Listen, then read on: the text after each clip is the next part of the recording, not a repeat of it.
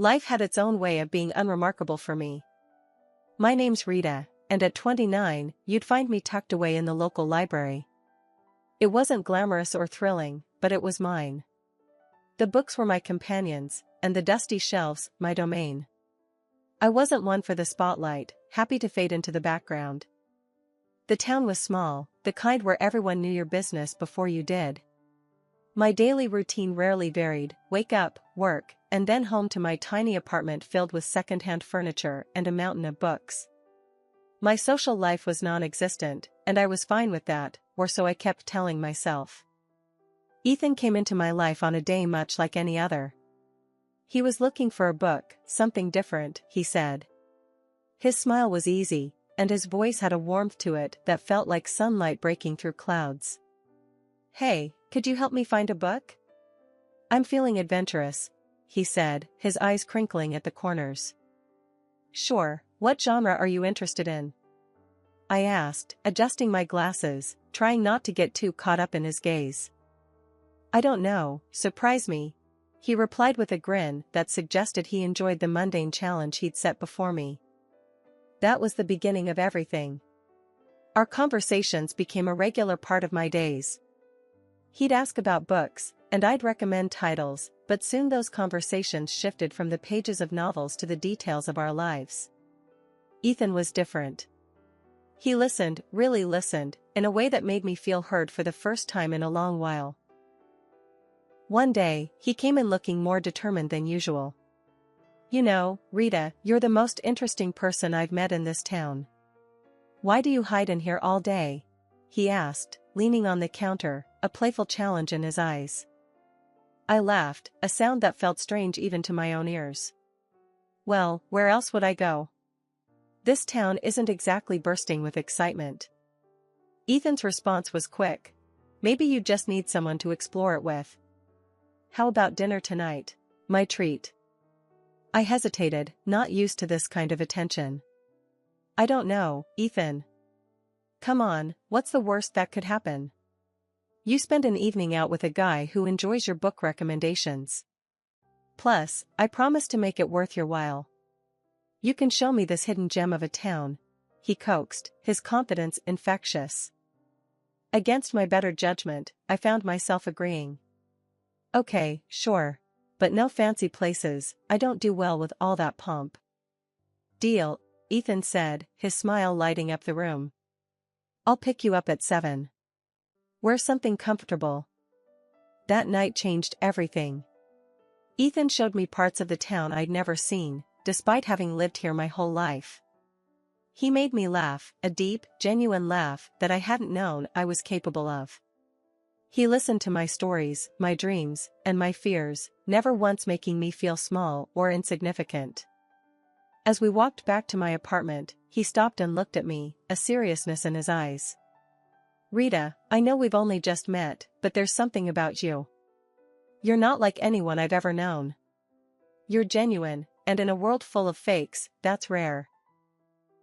I didn't know what to say. No one had ever spoken to me like that before. "Ethan, He cut me off, gently placing a finger on my lips. "You don't have to say anything. Just know that I see you, Rita. I see the person you are, and I like what I see." Ethan had always been the sweet spot in my day, making everything seem brighter with his care and affection. He had this way of making me feel seen, calling me beautiful, kind, and smart, things I hardly believed about myself. It was his warmth that won me over, making the idea of forever seem not just possible, but desirable. When he popped the question, it felt like a dream. "Marry me, Rita. I can't imagine my life without you," he had said, his eyes shining with sincerity. I didn't hesitate. "Yes," I breathed out, feeling a mix of excitement and disbelief. But before we could get lost in the whirlwind of wedding planning, there was one crucial step we had to take: meeting his parents. Ethan had given me a heads up, a sort of pre-warning. "My folks, they have a bit of a high standard for who I bring home. But don't sweat it, okay? They're gonna love you once they see how amazing you are," he assured me, though his nonchalance did little to ease my nerves. I was a wreck before the meeting, rummaging through my wardrobe for something that screamed modest yet dignified. It felt like an impossible dress code to crack. Ethan, on the other hand, was the picture of calm, almost disinterested, as if the outcome of this meeting didn't weigh on him at all. "You're overthinking it, Rita. Just wear what you're comfortable in," he said casually, which only frayed my nerves further. The day arrived, and I chose a simple blue dress that I hoped struck the right balance. As we drove to his parents' house, Ethan seemed more preoccupied with the music on the radio than the impending introduction. "You sure they're gonna like me?" I asked, seeking some reassurance. They'll come around. Just be yourself," Ethan replied, his attention briefly flitting to me before returning to the road. His laid-back attitude felt jarring compared to the storm of anxiety brewing inside me. Walking up to the door of Ethan's childhood home, my heart was pounding. His earlier warnings echoed in my head, painting a picture of the scrutiny I was about to face. The door swung open, and we were greeted by Ethan's parents, their expressions hard to read. The dinner that followed was a minefield. Ethan's parents grilled me with questions that felt more like an interrogation than casual dinner conversation. "So, Rita, Ethan tells us you work at a library. Do you see yourself doing that long term?" his father asked, his tone suggesting he found my job lacking. I fumbled for an answer, trying to sound confident. "I love working there. It's fulfilling in a way I can't quite describe," I said, hoping my passion would be enough to win them over. Ethan was strangely quiet throughout, offering little support as I navigated the barrage of questions and veiled criticisms. It felt like I was alone on the battlefield, with Ethan retreating into a role of passive observer. As we drove home, the silence in the car was deafening. I couldn't help but feel disappointed, not just in the evening's events, but in Ethan's indifference. "I thought you said they'd warm up to me." I finally broke the silence, my voice tinged with hurt. Ethan shrugged, a frustratingly nonchalant gesture. "Give it time, Rita. They just need to get to know you better," he said, his words doing little to comfort me. After a few more dinners that felt more like interrogations than friendly meals, it was clear Ethan's folks weren't my biggest fans. They saw me as some kind of gold digger, I guess, which couldn't be further from the truth. I was never after Ethan's money, heck, I barely knew about it until he brought it up himself one evening, saying, "My parents are a bit old school, you know? They worry about the weirdest things, like money and status." One night, Ethan came home looking more serious than usual. "Babe, we need to talk," he said, avoiding my eyes. That's when I knew something was up. "What's wrong?" I asked, feeling my stomach tie up in knots. "It's my parents," he started, finally looking at me. "They're insisting we sign a prenup." "A prenup?" The word felt foreign, bitter on my tongue. "Ethan, you know I don't care about your money, right?" He sighed, running his hands through his hair. I know. And I don't care about it either, not when it comes to us. But they're adamant about it. They think it'll protect both of us or whatever." I was hurt, not gonna lie. It felt like they were already betting on our failure. But I loved Ethan more than I cared about his parents' approval or some stupid agreement. "Fine," I said, more sharply than I intended. "Let's sign it and be done with it. Your money, my money, whatever. I don't care. I just want you." Ethan looked relieved, and a part of me hated that. "Thank you, babe. I hate this as much as you do, but it's just a piece of paper. It won't change anything between us." So, we signed the damn thing. Some lawyer his parents knew drew it up, making sure neither of us could touch the other's stuff if things went south. It felt like signing a declaration of distrust before we even started, but I pushed those thoughts away. I was in love, and love was supposed to conquer all, right? Our wedding was nothing grand, just the way I wanted it. A few close friends, an intimate ceremony, and the promise of forever. I moved into Ethan's place shortly after. It was a nice house, nothing too fancy, but it felt miles away from my old apartment. Ethan's parents lived nearby, which I soon found out meant surprise visits that were more about checking up on me than anything else. Life with Ethan started off like something out of a fairy tale, but it wasn't long before the gloss started to fade, revealing the grim reality beneath. The shift wasn't overnight, but the signs were there, creeping in slowly, eroding what we had built. His mother, Linda, was the first crack in our perfect picture. She'd drop by unannounced, her eyes scanning the house like she was taking inventory. "Remember, this is Ethan's house. Everything here is his." I tried to keep my cool, replying, "I'm well aware, Linda. I'm not here for your son's things. I love him." She scoffed. "Love doesn't pay the bills, dear. Just remember, if you ever leave, you leave with what you came with, nothing." One day, she paraded around the house, pointing out every piece of furniture, every appliance, every knickknack that Ethan owned. "See this couch? Ethan's. That painting? Also Ethan's. Remember, dear, in case things go south, you have no claim over any of it," she said, her voice laced with venomous sweetness. It was as if she relished reminding me of my place in their world. Ethan's father, George, wasn't any better. He and Linda acted like they owned our house, not just visiting. They'd demand coffee the moment they walked in, critique how I made it too weak or too strong, then settle in front of the TV, expecting me to wait on them hand and foot. "Grab us some of those chips, will you? And maybe wash those clothes piling up in the corner while you're at it," George would say, not even bothering to look at me. The worst part? Ethan never said a word against it. He'd laugh along, adding his own jabs. "Yeah, she's still learning how to do things right around here. Give her time." I felt like I was losing my mind. This wasn't the man I married, this was someone else, someone cruel and dismissive. "Do you even hear yourself? How can you let them treat me like this?" I'd confront Ethan after his parents left. "Babe, they're just set in their ways. You know how old people are."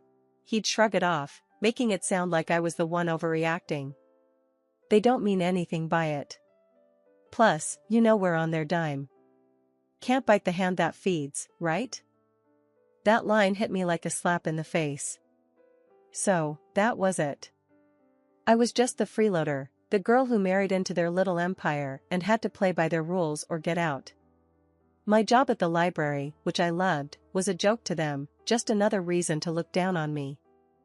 The days blurred into each other, each one a repetition of the last, until that unremarkable Tuesday when everything changed.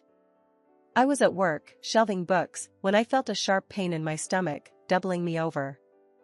It wasn't just stress, it was something more, something worse. The next thing I knew, I was in the hospital, the sterile smell of antiseptic filling my nostrils. Lying in that hospital bed, I couldn't help but think how this was a new low.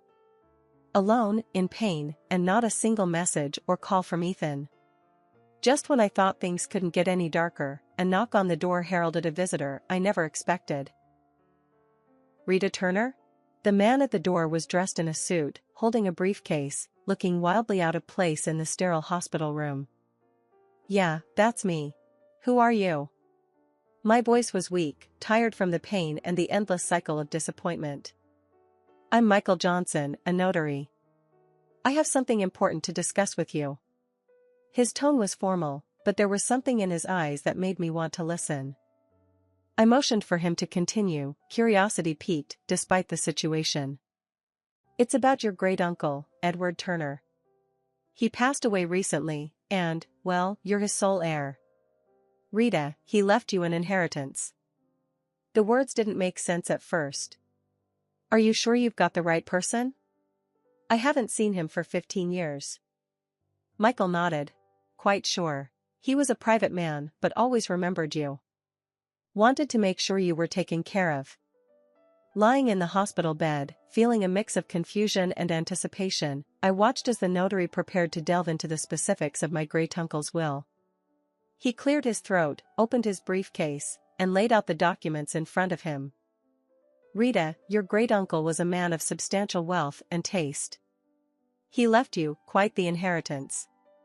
We're not just talking about cash here, though there's plenty of that, $20 million to be exact, Michael began, his voice steady and matter-of-fact.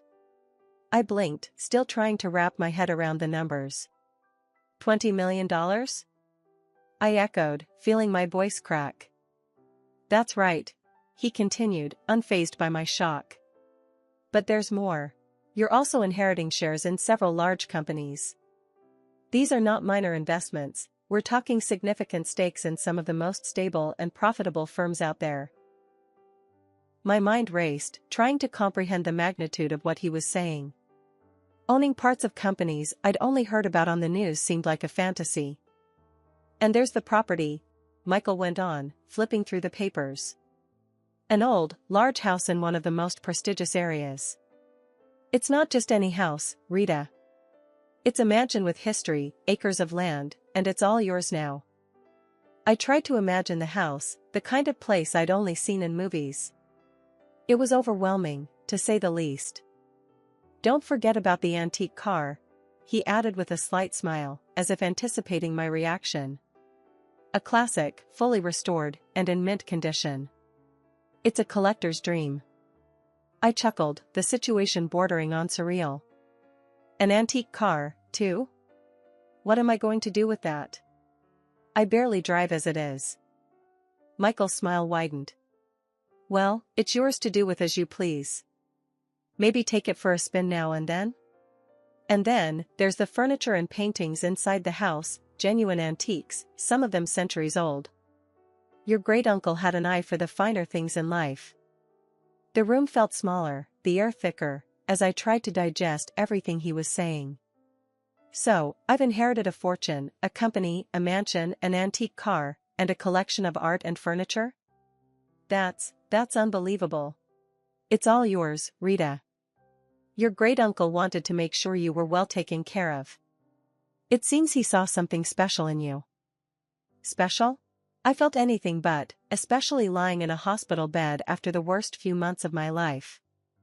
Yet, here I was, a millionaire many times over, entrusted with a legacy I didn't know existed. Thank you, Mr. Johnson. This is a lot to take in. I don't even know where to start, I admitted, feeling a mix of gratitude, disbelief, and an overwhelming sense of responsibility. We'll take it one step at a time, he assured me. I'm here to help you through the entire process. As if on cue, my phone buzzed. Ethan's name flashed on the screen for the first time in days. Ignoring it, I turned back to Michael. What happens now? We'll need to process some paperwork, but the inheritance is yours. Your life is about to change, Rita. Change it did. After the unexpected windfall landed in my lap, Ethan and his folks turned a new leaf, or so it seemed. Their daily hospital visits were like scenes from a sappy movie. Ethan, who couldn't be bothered to check on me before, now hovered constantly, adjusting my blanket with a concerned furrow on his brow. How are you feeling today, love? He'd ask, his voice dripping with a sweetness that didn't reach his eyes. His mother, Linda, was even more theatrical, if possible. Darling, I'm going to cook your favorite lasagna when you get back home. Just you wait, she said, her smile wide but not quite reaching her eyes. It was all too much, too sudden. Yet, I played along, smiling weakly, thanking them for their care. But suspicion gnawed at me, urging me to look beyond their acts. So, one day, I did just that.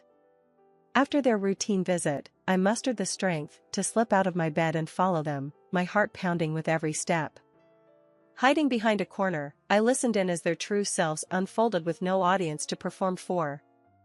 Their laughter was the first thing I heard, harsh and jarring. Can you believe how easy it is? She's terribly stupid. She's eating right out of our hands, Ethan said, a chuckle escaping his lips. Linda was more calculating, her voice sharp as she laid out their plan. Make sure she makes a baby with you, Ethan. Once she does, she won't ever be able to leave us. Then, we'll have a real hold on her and her fortune. Their words, cruel and cold, didn't shock me.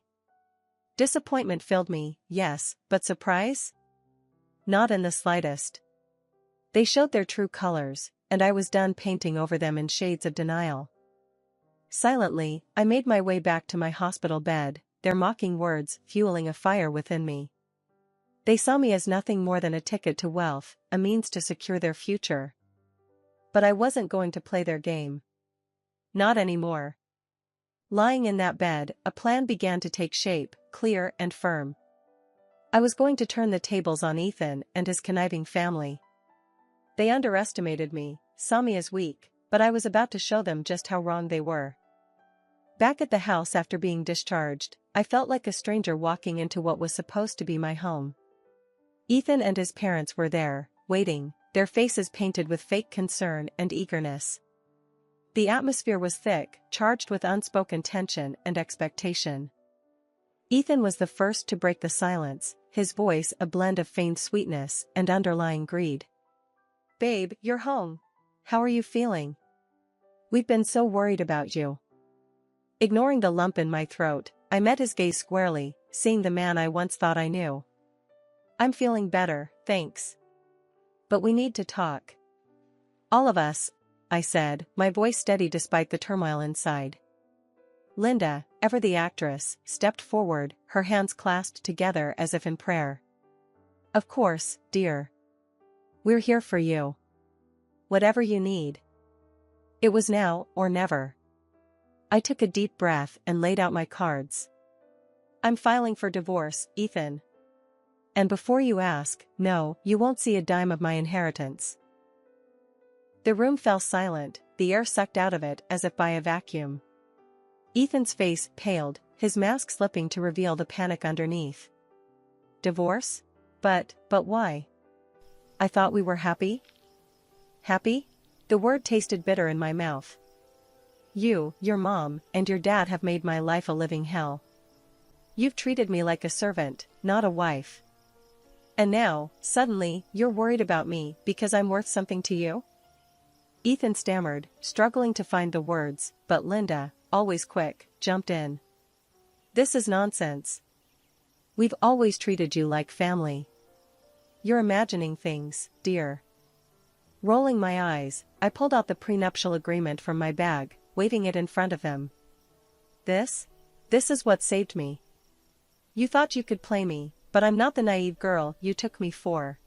George, silent until now, finally spoke, his voice a mix of anger and defeat. "You'll regret this. We're your family." "No, you were never my family.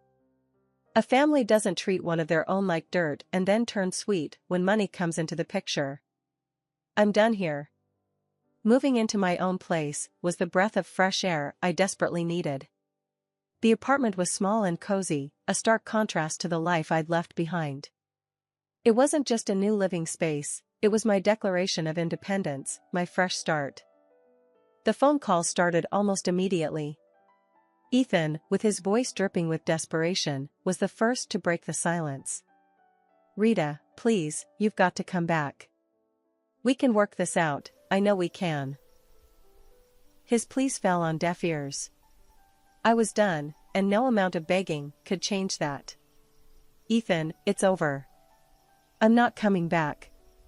You need to accept that," I said, my voice firm, leaving no room for negotiation. Not long after, Linda chimed in, her tone a toxic mix of anger and guilt-tripping. "Ungrateful. After everything we've done for you. You owe us, Rita. You're making a huge mistake." "Owe you? For what, Linda? For making me feel like nothing more than a burden?" "No, I don't owe you anything. Goodbye." Hanging up on her felt like shedding a heavy weight, a final cut from the ties that bound me to a life of misery. The divorce was a relief, a clean break from a past that had threatened to consume me. Through friends, I heard about the fallout between Ethan and his parents. The irony wasn't lost on me, the very document they had insisted on, the prenuptial agreement, was now the source of their family strife. With my great-uncle's inheritance securely in my name, I found purpose in generosity. A significant portion went to charities that mattered to me, causes that would make a difference in the world. But it was the bookstore that became my passion project, a cozy haven for lovers of old and rare books. It was my way of reconnecting with the world on my terms. My journey hadn't been easy, fraught with challenges and heartache, but standing in my bookstore, surrounded by the stories of countless others, I knew I had found my happy ending. It wasn't just about moving on from Ethan and his family's manipulation, it was about rediscovering who I was and what I loved. Here's to new beginnings. I toasted to myself one quiet evening after closing up shop. The road ahead was uncertain, but it was mine to travel, filled with possibilities and the promise of newfound happiness.